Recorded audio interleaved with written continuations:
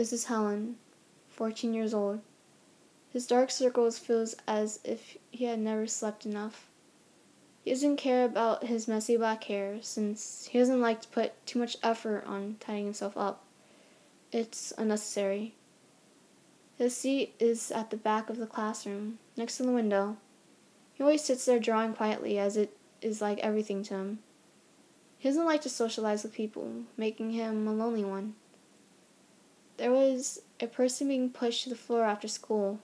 That's Tom, who was always a victim of bullying. Not because he did anything before, it's just the dislikes of people around him.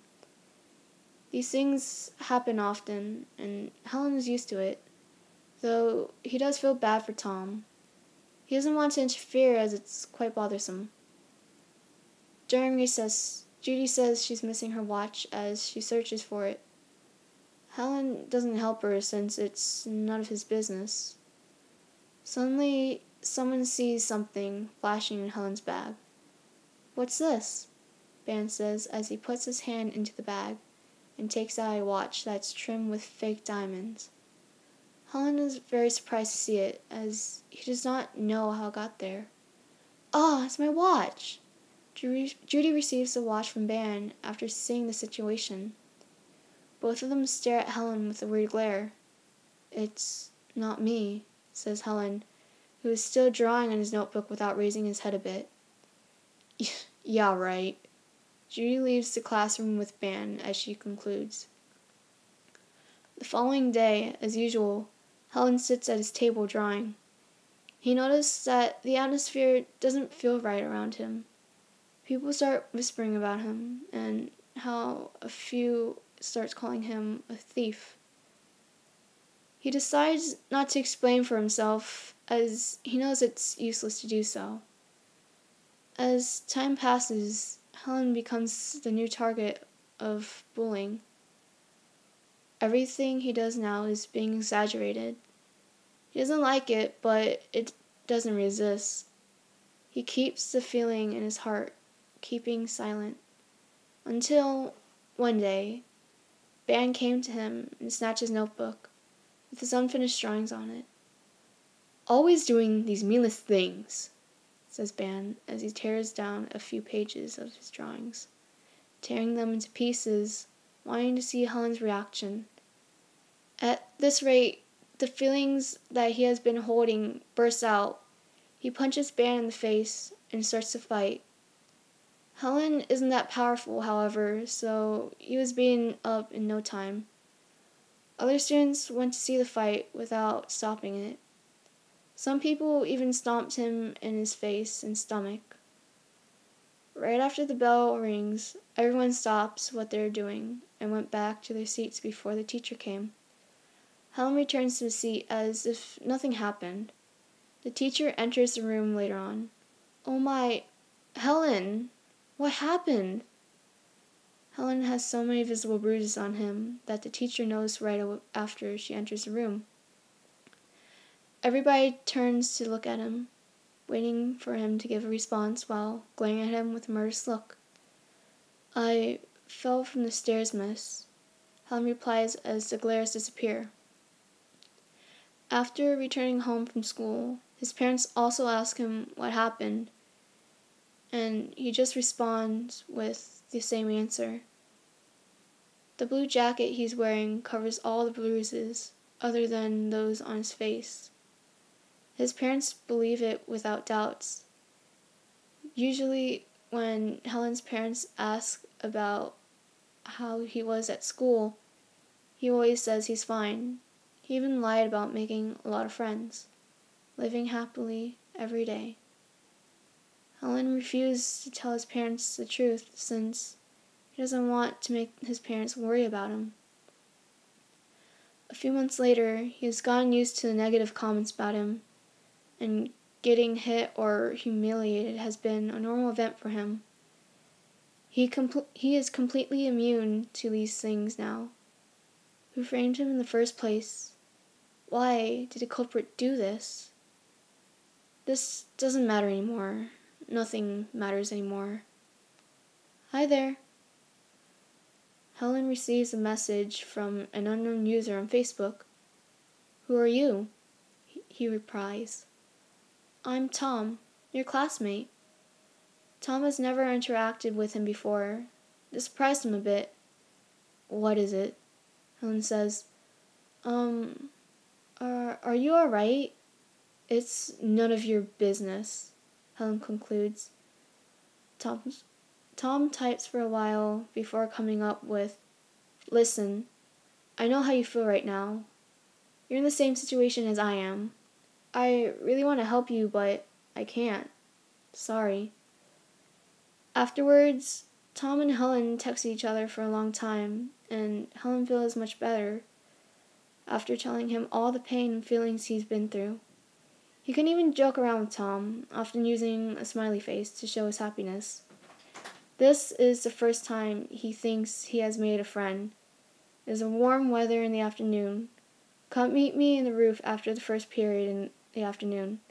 We need to talk. Don't ask me why," texted Tom last night.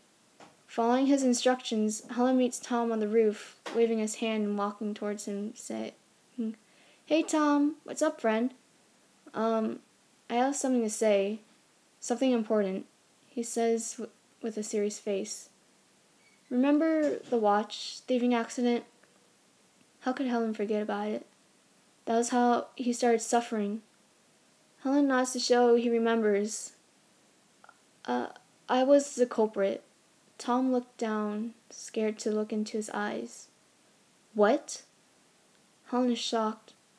"I stole Judy's watch and framed you as the culprit." Why did you do this? With you as a new target, a victim, my life is much better." Tom smirks. It's true, however, that when everybody decides to bully Helen, they won't bother Tom anymore.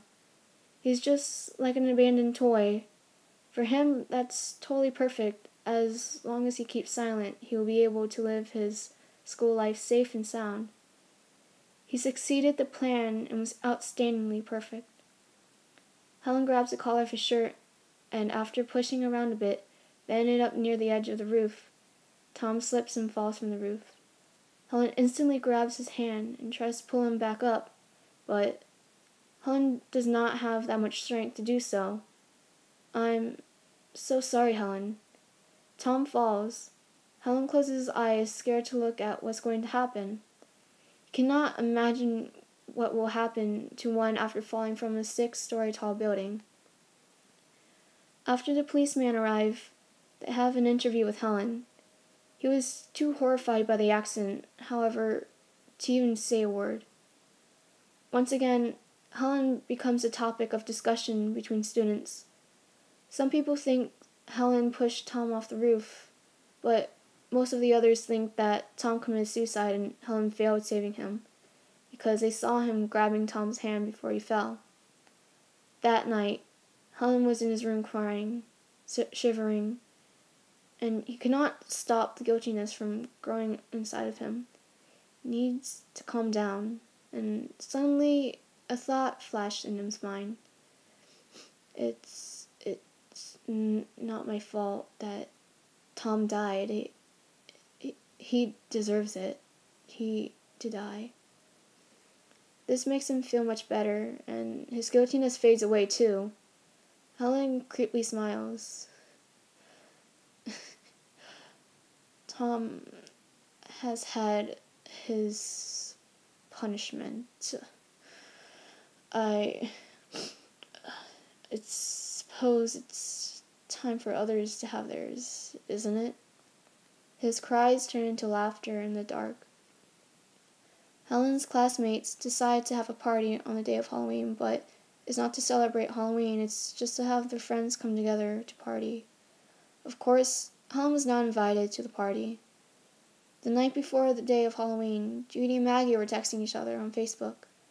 Both of them live in the school dorm, and Judy's room is next to Maggie's. 9:03, Judy. "Who's going to come on tomorrow's party? I'm so excited." 9:03, Maggie. "Most of our classmates will be there, but I texted Ben so many times, and even though all the messages I sent are read. He just never replies to me. What the hell is wrong with him? 9:04, Judy. He's probably working, I guess. 9:06, Maggie. Something weird is happening. I've been hearing footsteps coming from my door for a long time. I think someone's walking around the dorm. 9:06, Maggie. Wait, I'll go check. Using the hole on the door, Maggie saw something unusual. 9:07, Maggie. Oh my God, there's a guy outside who's wearing a mask and a blue jacket. He's holding a knife, and he's all bloody. 9:07, Maggie. Fuck! He's knocking on the door now. 9:08, Maggie. Oh God, oh God, oh God, oh God. 9:08, Judy. Just calm down and find a weapon or something. 9:08, Judy. Protect yourself. 9:09, Maggie. He's turning the doorknob. Good thing I locked it. 9:09, Maggie. I'm scared. 9:09, Judy. Maggie? 9:09, Maggie. What should I do? 9:09, Judy. Maggie, listen. 9:09, Maggie. Save me! 9:09, Judy. Maggie, calm down. 9:09, Judy. Maggie? 9:10, Judy. Maggie? 9:10, Judy. You there? The message is shown to be read, but Judy just doesn't see Maggie's response. Suddenly, Judy hears the sound of her room door opening. The instant she turns around, she feels a terrible pain on her stomach. A bloody person who's wearing a mask and blue jacket bursts into the room and stabs her. That night, all the students who were in the dorm were murdered. No one knows how the killer did it. The murderer used the victim's blood to paint on the walls of the dorm, with most of the paintings being the smiley face. Many of the corpses were being chopped and smashed, possibly to get more pigments. Helen Otis, the culprit, is still missing currently. However, in the chat room where Judy and Maggie texted each other, a message was written that responded to Judy's first message at 9:03. 11:15, Judy. Don't be excited about tomorrow, smiley face, because there will be no tomorrow.